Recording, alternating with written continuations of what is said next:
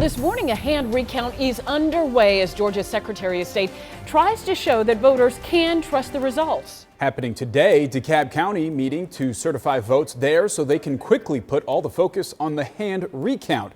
That certification process actually got pushed up a day. It comes as President-elect Joe Biden leads President Trump by more than 14,000 votes in our state.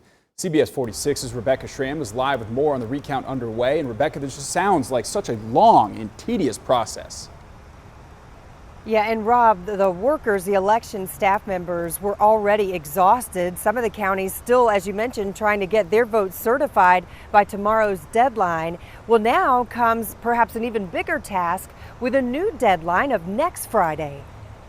This will help build confidence. With elections officials from various counties standing behind him, Georgia Secretary of State Brad Raffensperger acknowledged the hand recounting of every vote for president in Georgia will be a heavy lift. But he said as close as the race is between Trump and Biden in our state, it's necessary. He also acknowledged the recount will not determine whether any of the votes are fraudulent, just whether the votes on the paper ballots match the computer tabulation.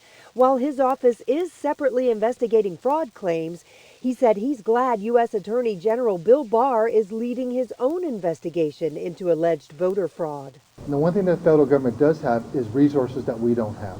And so if they can find something that we can't, that can help to bring to bear, we want to make sure that the only people that vote are legal voters. And by the way, I just did the math. In Metro Atlanta's 4 biggest counties alone, they're going to be hand recounting 1.7 million ballots. So that is a lot of votes to be counted.